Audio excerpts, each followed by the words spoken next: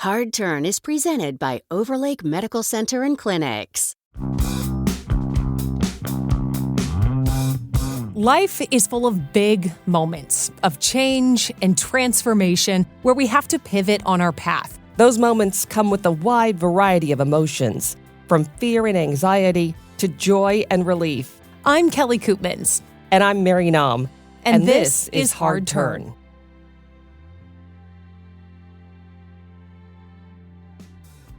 Welcome, everybody, to Hard Turn. I'm Kelly Koopmans. I'm Mary Nam. And welcome to a special episode of Hard Turn. This one's very personal, Kelly, for you. It is. Yeah. It is. And it helps set up another episode that we're going to do. So I feel like let's just give people the update of what happened. My husband of 7 years, Michael, he passed away from cancer in early September. And I know we talked about his diagnosis, especially with the Michelle Millman episode and then some other episodes that bring up relationships and struggles. His cancer battle. Yeah. So he passed away in early September. And it's been a wild thing when it was the final day and I went into the hospital to go see him. And we all knew that what we were looking at here in the next couple of hours. When I first walked in, I'll always remember his face. And he looked at me and he goes, "What a thing. Like, what a thing." And I think by that he meant, what a thing as this human experience.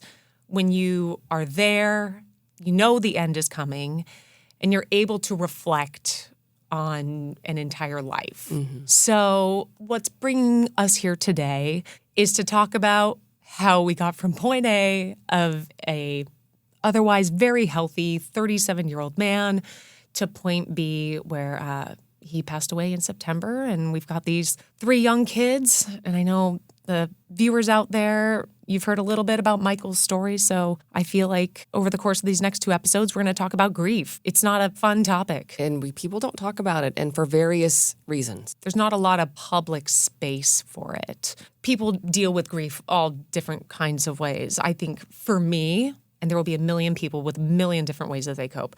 For me, it's helpful to talk about it. Otherwise, I feel like it would just weigh me down. So that's the update. And I thought we could just kind of talk about some of the things that I have learned and we have experienced over the course of the last year. And that will help set us up for next week where we kind of stick with this topic on grief and dig into it a little bit more. You know, you talk about how people don't want to talk about it and people look away from it. And it's not necessarily because it's an ugly thing to look at. I think a lot of it is because we are afraid. We're afraid for that person. You know, are they going to crumble when they talk about grief? We don't want them to fall apart. Mm-hmm. We don't want it. It's almost like holding up a fragile thing, right? We're just going to try and keep going, keep it afloat, and not really touch it, not mess with it, not ask, certainly not ask about it. Mm-hmm.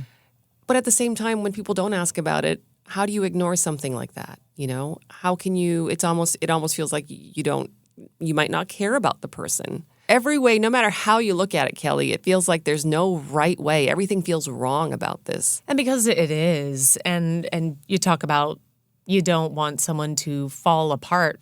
They've already fallen apart, you know, like whether or not you can see it on their face. If they show up at work, it doesn't mean that, they're fine, they're over it. You know, that person is very well aware of what has gone on in their life, what they have lost. And I spoke about this in a thing I released over on KOMO, and I really wish I could just give everyone the magic key and the right thing to do and the right thing to say.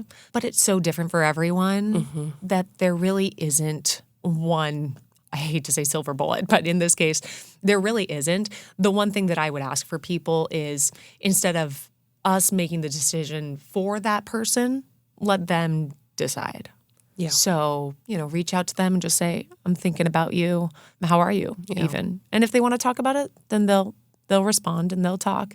And if they don't want to, they might want to shut it down there and then just talk later. But that person will walk away knowing, you know, that someone put an effort and was thinking about them. So there's lots in this topic. So as difficult as it is to kind of dig into it and what we've been over this last year, I also am really passionate in exploring it. I think also selfishly, because I want to feel like I'm doing the work. And if I'm going to have to process this grief at some point, I want to do it now and not kick the can down the road and have it surprise me at some point later. You know, when you reflect on this journey, Kelly, in the beginning when Michael was first diagnosed, I remember when you shared that, and we were all in shock, a seemingly healthy, vibrant, energetic young man. Yeah.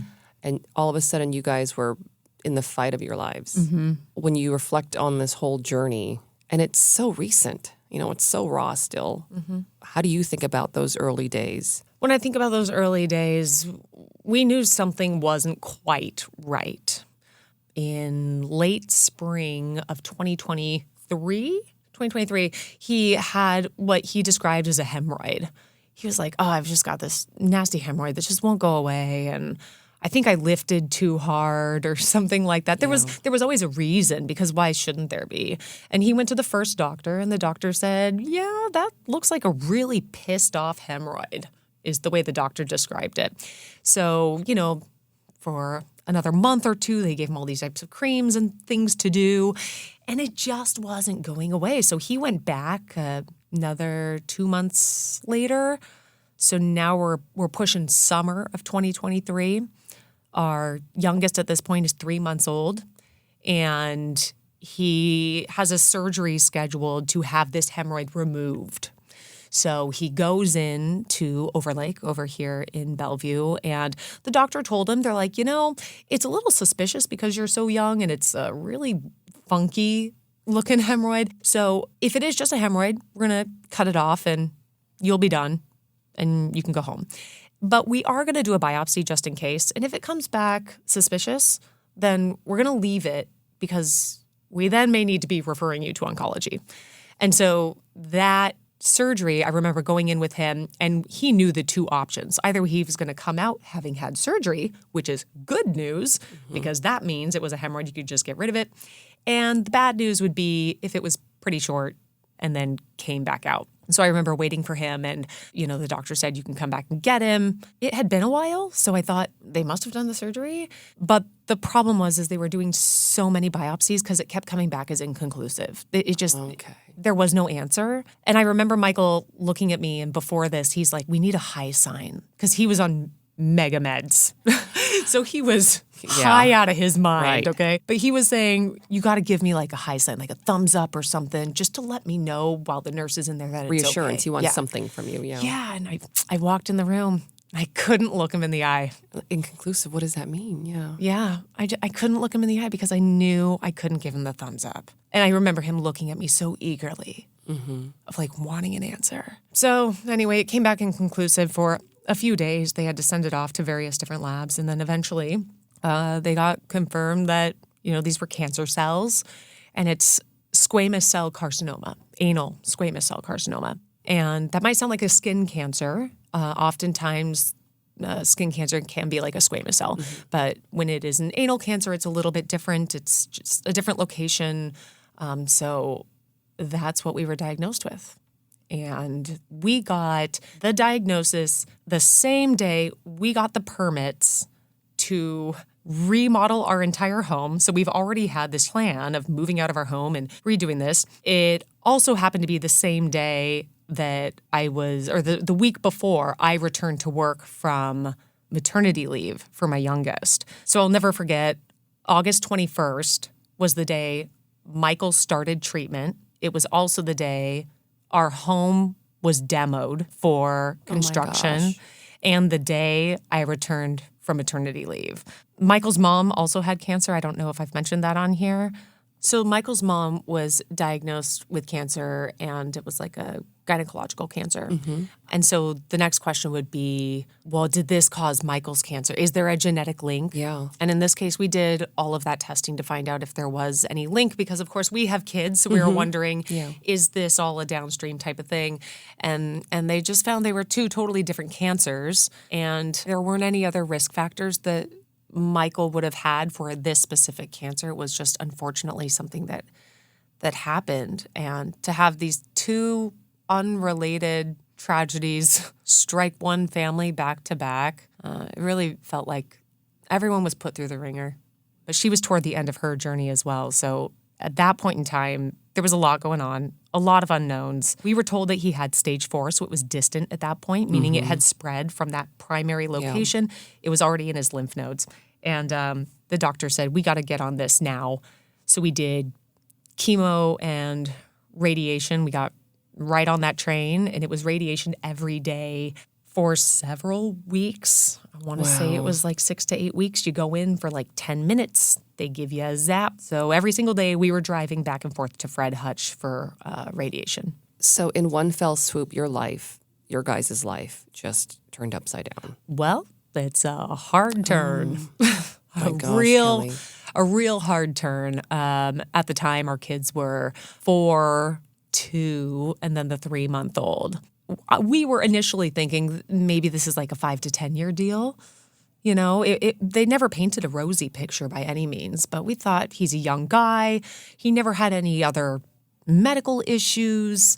On paper, he looked like he could fight. Yes. For a while. Yes, absolutely. You know, the sheer stress and all the things that are on your guys' plate, even without the cancer diagnosis and the treatment, just having 3 young kids. You know, I work with you then. I'm in awe. I don't know how you guys survived the day-to-day. Yeah, I don't really know either. But it's kind of like one of those things, when you're walking through hell, the best thing to do is keep on walking. You can't stop. And it was also in early September, so when Michael was maybe a couple of treatments in, that his mom died.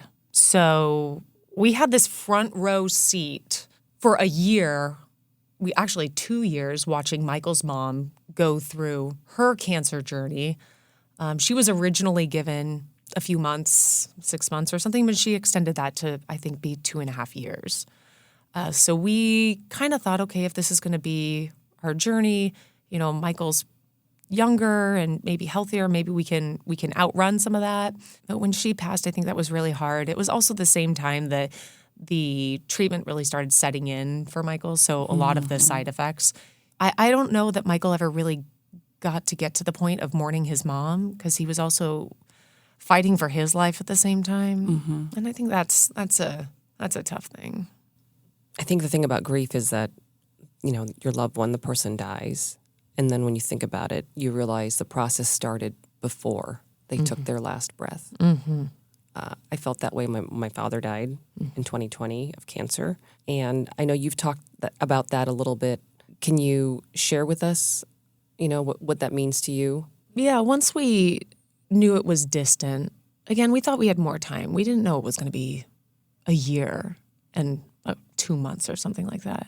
But when the side effects from the treatment started setting in, you know, he had like radiation burn and he was feeling sick. So he was in bed a lot of the time. So that was a very rough transition for me, because now I'm back to work full time. My husband's not in the picture anymore physically. And so I feel like I am in training for what is going to happen when he does pass, in terms of balancing working our schedule, which is 3 a.m. until noonish, 11, which comes with its own logistical challenges, because usually Michael would be the one who would take the kids to school. Well, now who's going to take the kids to school if I'm working during the morning hours? Lots of logistical things get thrown in there. Also just trying to keep up with 3 kids and trying to come to some kind of routine. So we did that for a while. The only trick is, and if anyone out there has had someone who goes through cancer, you're always dependent on the next scan. And the next scan comes once every 3 months. So trying to plan for 4 months from now, let alone anything beyond that, is a fool's errand. Yeah. Because that next scan could flip everything upside down.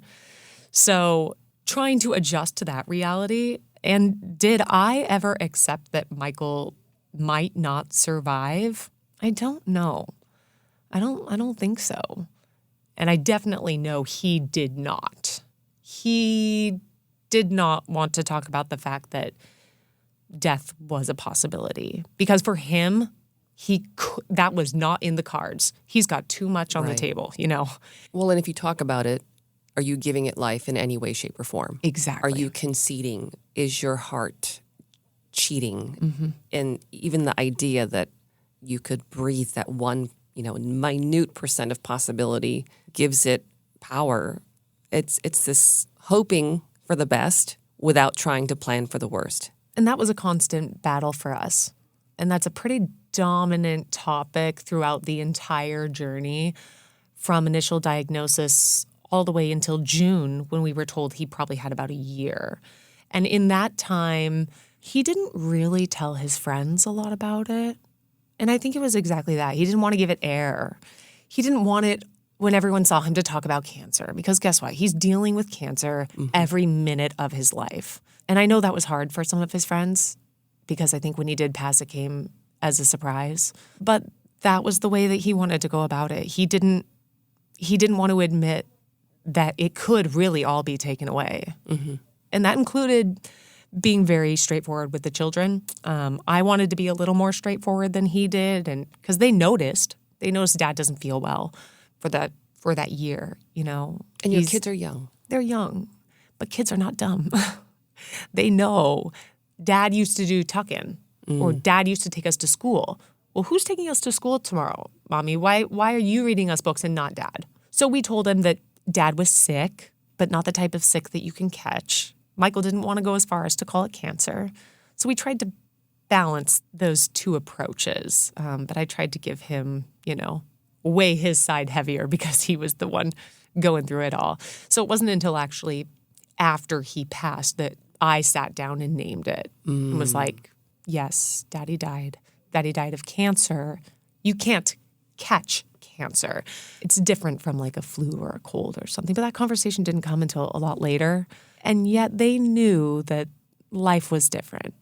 There was a lot of transition, different people dropping him off every day. That's the daily, day-to-day stuff that a lot of people don't know about. That's the day-to-day stuff that a lot of people don't even think about what that might be like, because, in a marriage, in a partnership, when someone is dealing with something like that, like cancer, like terminal cancer, you have two people in the same household that might not agree on how they would approach the situation, how they're looking at the situation, how they want to, raise kids in that situation, how they want to talk about it. And there's so many things like that. And everyone's so different. Yeah. I remember Michael came home from the doctor one time and he had a wristband, that had like the cancer ribbon on it. And I was like, what's that? And he's like, oh, one of my doctor's fellow patients is really into advocating about the type of cancer that he had. And it was a GI cancer as well, which Michael's cancer, qualified as a GI cancer, a gastrointestinal. And so that just went to show kind of the difference. Some people turn it into a moment where they can have a cause and advocate for it and raise awareness. And so that was something that some other patient, I don't know who they are, was doing. And then Michael on the other side, for him, it was just a very personal battle that he just wanted to grind through. And so there's no right or wrong way of handling it, even if in, a marriage, the two of you have different thoughts of what it should or could look like. We did every 3 months some sort of scan, some sort of new treatment. And then in June, we were told that he probably had about a year, because at that point it had spread through other soft tissue. Radiation was helpful in keeping it spread to organs, but it was still spreading nonetheless. So they were like, well, chemo's not working. Radiation, you can only zap for so long, play whack-a-mole. I can't emphasize enough, Kelly, though, how much you and Michael tried so hard. Any sort of experimental therapy you guys looked at, flying out to different states, giving as much as you could, any chance, medically speaking, that could help Michael out. You guys jumped on it. Yeah, there are a couple of really great centers. You look at MD Anderson in Houston, which we had an appointment.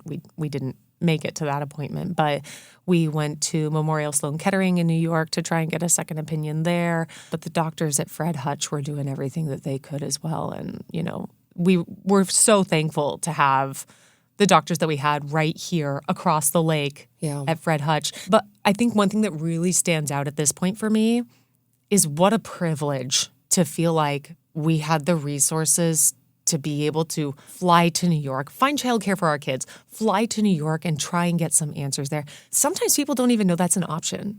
And in fact, the hardest thing through this whole journey has been seeing if you don't know what to do, there's no one else who's really helping you push for every option. The hospitals have navigators that are very helpful. But a lot of times, if they say call for a doctor appointment and you call and then you wait for a call back, it could take a long time. Doctor's appointments are really far out. You have to be very aggressive and be your own advocate. And the thing that really made us feel so sad is not everyone knows that. Yeah. Not everyone knows to push. And not everyone has the resources to come from somewhere else in the state, come pay to stay in Seattle to receive care at a place like Fred Hutch. Care is super expensive. Great care, even more so.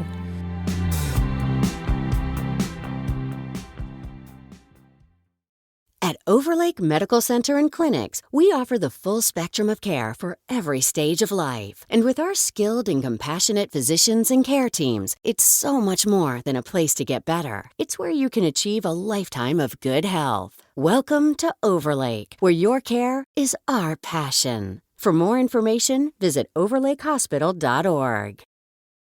It was during this time, with all of this going on, that you decided to hop on this podcast. Yeah. And I want to ask, how? Why? People might think there's so much going on. Why would you want to do this?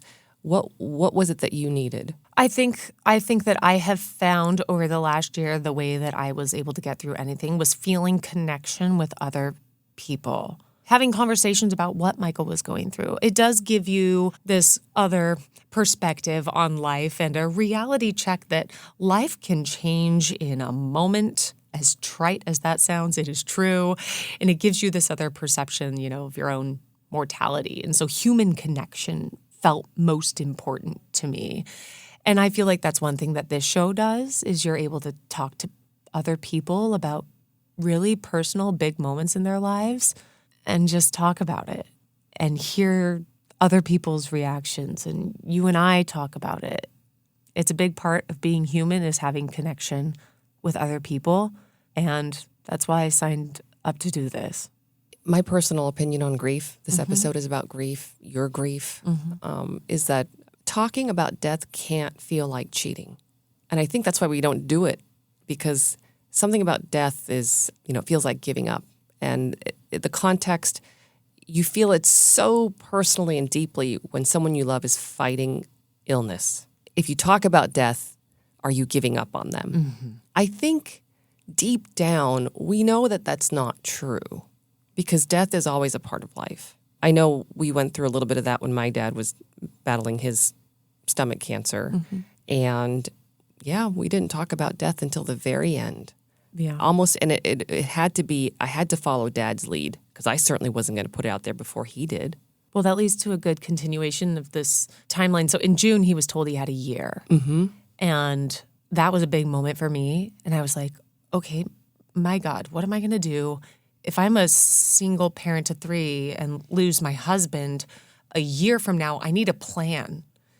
So I kept asking Michael about it. I was like, what should we think about? ABC, like accounts and passwords and all these things. And at one point he said, Kelly, I know you're really fixated on this year thing, but I cannot be. And it was kind of like him saying, you're going to need to go on that part of the journey by yourself, because right now I'm fighting to stay here. And it felt just like that. For me, it felt a little bit like, I don't want him to think I'm giving up on him, but I do need to plan. And for him, it was, ain't no time to plan because I need to be here first, So in June, when we had that conversation, that was at a point where I realized I'm going to have to think of beyond here kind of as my own journey. And then in another space, 100% throw myself into supporting keeping him here. So that's when we went and made all those appointments to fly to New York. And we ended up finding a clinical trial right here in Seattle at Fred Hutch. We got into it. We were really hopeful. It didn't do it at the end of the day, And eventually in the end of August, his abdomen started to hurt. He just had a lot of pain. And we just thought it was maybe some sort of side effect from this experimental clinical drug that he was on. And they did various tests and everything, and it just wasn't feeling right because I was like, something else is afoot here. This has to be cancer related because this is just so out of the norm. And, for a while there, he was at the hospital and they were doing all these scans. And then they found out it was ascites. So ascites, if anyone who doesn't know, it's a fluid buildup kind of around your organs as your body tries to protect itself, which unfortunately is a sign that the cancer is more aggressive. So when we got some of those scans, we saw that this thing wasn't growing but month by month. It was growing scan by scan. And that's why they were so confused because we don't see cancer grow this fast. And if that was, we're now getting to early September. And by the time we found out that this was indeed cancer related and it had spread throughout his abdomen, they tried anything to do just to get us back to a base level, just get back to somewhat functional. And it didn't come back from that. So we had on the final day, I was with him that morning at the hospital, and they were trying to do dialysis and several different things. And so after the morning there, I went to go pick up the kids because I was going to go to work the next day. And then after work, I was going to come and visit Michael at the hospital again because I didn't know we were in the last day. And so got a call from the doctor at about 6 p.m. and they said, things have changed. I'm afraid we have less time. And I said, what does that mean? I think that we're in a more dire situation. Again, what does that mean? Do I need to come now? Yes. Do I need to bring my children? Yes. So that was the moment that I fell apart. It happened so quickly, Kelly. I know. Because I know 2 to 3 weeks before that, you and Michael on a lake, on a boat, there was it was stunning how quickly. We had 3 perfect weeks. That was kind of between treatments where he was feeling okay. And that was when we went to New York. I was concerned, was he going to be able to walk through the airport and walk the streets of New York to get to this doctor appointment? And he was okay. We had a few great date nights. Yeah. And then we came home and then things just kind of changed so rapidly after that. But when I got to the hospital, he was able to communicate. And I'm so grateful for having the opportunity because not everyone gets that opportunity. Sometimes it's like a very slow slide. So you don't know when that last moment with someone is. For me, we knew. So we were able to have a conversation with the doctor. Like, if this is happening tonight, how do we want it to go? Wow. What do we want it to look like? What's your priority? And that's having really horrible conversations about, do not resuscitate. These types of things that you can't believe you're having these conversations. What a thing, as Michael said. But we had those. And then he was able to talk, and we had the kids there, and his dad and my mom, and people were able to say goodbye. And then I got to be with him. I mean, as horrible as it was, and it's the hardest thing by far that I've ever had to do, but what a privilege. That you were able to be together and speak to one another, and he was able to speak to you. And to be the person, Yeah.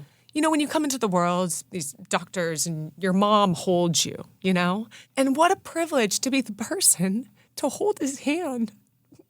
Or going as far as I can go. I can't go all the way with him, But to hold his hand as far as I could. And to know that, I got you. I kept telling him, I was like, it's okay. I got you. I'm here. It's okay. I'll be here. So as hard as that was, would I trade it for anything? Not a chance. Not a chance. This is so personal and painful, Kelly, and I understand what you're saying when you say it's what a privilege. And at the same time, there is a part of me that's like, how could you share this? It must hurt so bad. Because when you share something, you relive it. Yeah. And it's always at the forefront of your mind. Yeah. And I don't know. I'm sure I got lots of therapy ahead of me. I'll tell you that right now. I don't know why talking about it is helpful. Maybe it is telling other people about Michael that makes me feel good. Even if it was at a horrible time of when he lost his life. But at the same time, I'm able to let people know how he left with love. And that is a sign of a life well lived.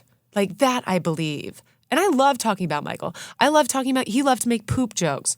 He made really inappropriate jokes all the time that made other people squirm, and I loved it. I loved how he had this very particular like squeal when he was wrestling with the kids, like, and I love that because I could hear that sound still and how it sounds while the kids are laughing until they're on the verge of tears because the tickle monster won, So I don't know. I just think talking about it is helpful for me. Again, definitely not for everyone. Some people I've heard from are like, I just had to clam up in a hole for a year and just, well, and that's fine too. Right. Everyone's different, yeah. And I don't know why I am the way I am. It's just. But when you talk about it, because we all know what you went through, and when I say we, I mean just here at work, right? We know that. But there is something about when you talk about that experience, it makes me feel okay to ask you about it. It's almost like this, I don't know, like a the permission social slip. Yes, it's like, oh, she's talking about, so it must be okay. Yeah. And it puts me at ease to continue to ask you about it because I feel like it's not a taboo anymore. Yeah. We don't know how to be around someone who's grieving. We almost always wait for permission. Yes. Even for the smallest gesture, like, can I give you a hug? Can I ask you how your day is? No, that's a stupid question. Why would I ask that? Of course I know how her day is. It's terrible. Right. She's sad, And a million thoughts go through our head. And that's okay. And you know what? And the reason I say that is because I have been the person on the other side before of the, gosh, I really don't want to upset them if I bring up, they lost their dad. I don't want to bring that up out of the blue here at work. Why would she want that from me? Who am I to be bringing up her dad? And so I get it. And that's why sometimes it is easiest to connect with people who are in this club already through some type of loss. A father, a parent, a sibling, a spouse specifically. You're talking about it, so let's talk about it. Let's continue to talk about it. Yeah. What were the things that helped you, that made you feel supported when you're going through this experience? And also, I cannot emphasize enough, this is happening in real time. Oh, this is very present. Yeah. Very much in the throes of grief, all while still trying to keep up with the day-to-day responsibilities as a mom. Trying is a operative word there because I'm trying. Am I the best mom in the world right now, or to a level that I would hold myself? Probably not. I'm trying everything that I feel like I can. I will tell you, one of the places that I have found the best support, there are a few podcasts and books that I have found particularly helpful and would love to share that at some point. But I also joined this young widow group, and it's a group here in Seattle. I was Googling because there is a difference when you lose someone at an older age than you do at a younger age, just because of different life circumstances. When you're older, you have different concerns than you do when you are younger. Equally important, equally as devastating, but just different. So I wanted to find someone somewhere who was, in the throes of parenting and also probably a career at this point. And I found this group. There's just a couple of us, but we all lost our husbands in various ways. And it's that permission slip, because I know everyone in this room is doing literally what I'm doing right now. I can bring up anything, and that's the green light that it's okay to talk about. So I guess my advice would be find community and find those people who will talk to you about it and not be afraid to ask. And Mary, you've been one of those people. You are someone who, through this whole journey, I want everyone to know, we don't work the same schedules, okay? We're often ships in the night. Yeah. And yet I would hear from Mary asking about, I know Michael had some scan last week. How's he doing? And just those little things of remembering that, if anyone out there is trying to support someone going through a journey, it's remembering those little things and reaching out and asking them about it that will sustain them and give them that little vent to help. And it doesn't always have to be the biggest moment or like wait until the person passes to open it up. Just making that offering once in a while, which made me feel so connected to be able to share with you because you were there the whole time. I know, scan hell. It's horrible. Scan hell sucks. It sucks. I hate it. I hate talking about it. Scanxiety is a thing. Anxiety is that could be its own episode. Yes. It's awful To go back to that group that you found, Kelly, I think that's so cool that you mentioned that, because I think I couldn't believe you found something like that. And I consider myself a young, hip, know everything about most things kind of person. And I just think that about is widowhood. Yeah, that is so amazing that that's out there, and that's so cool. Yeah. That resource you found for yourself, and how it's helped you and other women in that group. And again, it's one of those things that if you didn't know to look for it or think to look for it, it would be very easy in grief to feel alone and isolated. Be very easy. I don't know, maybe it's just the background in journalism and knowing that there are various supports and different things that just led me to seek it out. But for anyone who is out there and going through something, even if it feels very specific, there probably is community out there for you. And it's just a matter of sticking with it and trying to find it. How have you approached the subject with your kids? Yes. So the day after Michael died, I had two things I had to do. A, what do I physically do with him? Which is a wild thing to do, of calling various places and getting quotes, which is a very bizarre thing to do less than 12 hours after your person died. The second thing that I had to do was, this felt like a very foundational moment for my children's emotional development. And so if I was going to do this, I wanted to do it right. Now I'm using air quotes yes, right. with right, because who's to say? And all of that could change down the line with research and whatever they find. But moral of the story is we sat down, and these child psychologists have given me some information to say it's not going to be some big hour-long family meeting. You're going to say what happened. You're going to think they didn't hear you, and then they're going to go continue playing. Oh. And that's exactly what happened. Really? So we sat down, again, a 5-year-old, a 3-year-old, and a 1-year-old, and I said, I had some blocks, and I was playing with these blocks, again, at the suggestion of these child therapists, and I said, these blocks are like the cells in our body, and they're able to stand up because these blocks are working, and what cancer does is it makes it so that these cells can't work right. And so when these cells can't work right, this thing falls apart, and you're kind of playing with these blocks, trying to explain that the body stops working when the cells can't do their job, and the heart stops, and when the heart stops, the body dies. So I was very straightforward like that, and I said, that's what happened to Daddy. Daddy had cancer. Cancer made so his cells couldn't work. His heart stopped, and Daddy died. And the 1-year-old did not hear me and just went around playing with blocks. The 3-year-old, my son River, looked at me and he goes, Daddy died? I said, yes, honey, Daddy died. And then he said, he had cancer. And I said, yes, sweetheart, Daddy had cancer. And then he just went around playing. And then my 5-year-old looked at me and she wanted to know more about that. So he died, so we don't see him anymore? Do we hear him? Is he coming home? What does that mean? Where is he?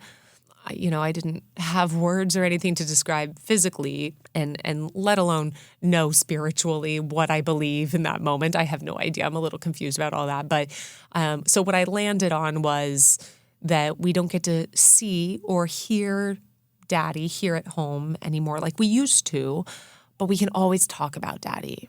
And it's okay if you're sad, because Mommy's sad too. And if you ever want to talk about Daddy, you can always talk to me about him, because I'm going to talk about him too. Yeah. I'm going to talk about him when you guys do silly things that Dad would think was funny, or at Halloween, Dad loved Halloween. We're going to talk about the song or whatever. And they have talked about it a lot. River just kind of repeats, Daddy died, he had cancer. He repeats that. Whereas my 5-year-old, she's processed a little bit more, and, she's sad she didn't get to do a daddy-daughter dance, which breaks my heart. But I do love when she says, but he's in our heart.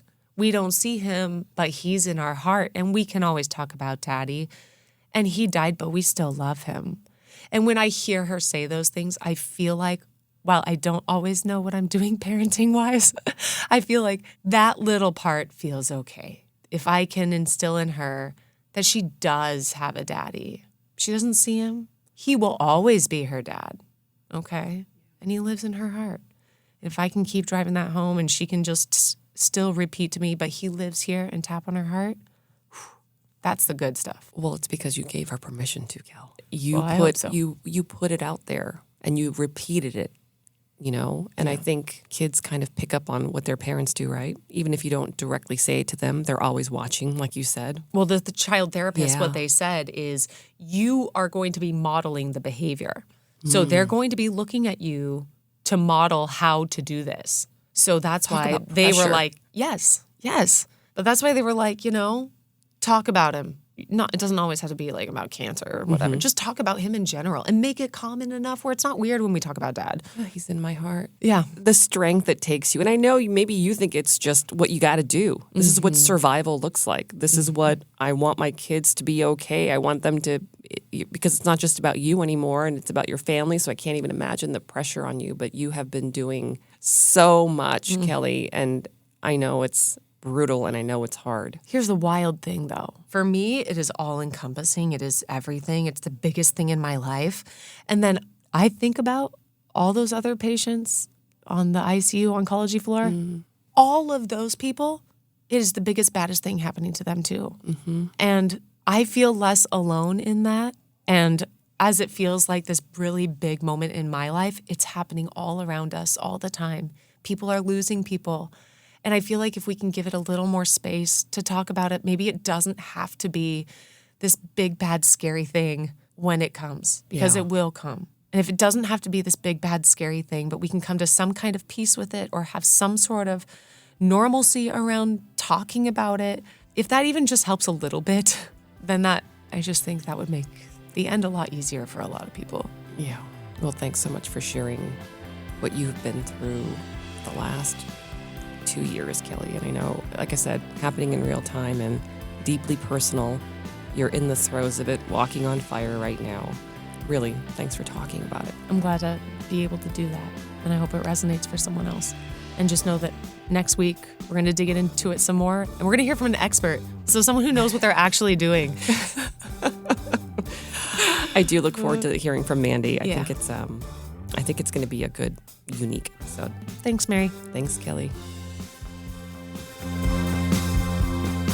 Hard Turn is a Sinclair podcast produced out of KOMO TV in Seattle, Washington. We're your hosts, Kelly Koopmans. And Mary Naum. Our show is produced and edited by Jordan Rizzieri and Brian Petrus, with engineering support from Adam Bronstein, Bill Thesh, and John Reynolds. Production support from Eric Newell. For more information on the topics discussed in this episode and to stay up to date on future episodes, follow us on Instagram at Hard Turn Podcast and on X at Hard Turn Pod. You can follow Hard Turn on Apple Podcasts, Spotify, or wherever you get your podcasts. Do you know someone making a big change in their life? Share this week's episode. Your recommendation helps our show grow. So spread the word.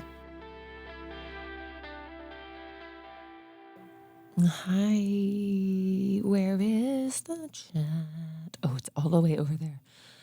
There it is.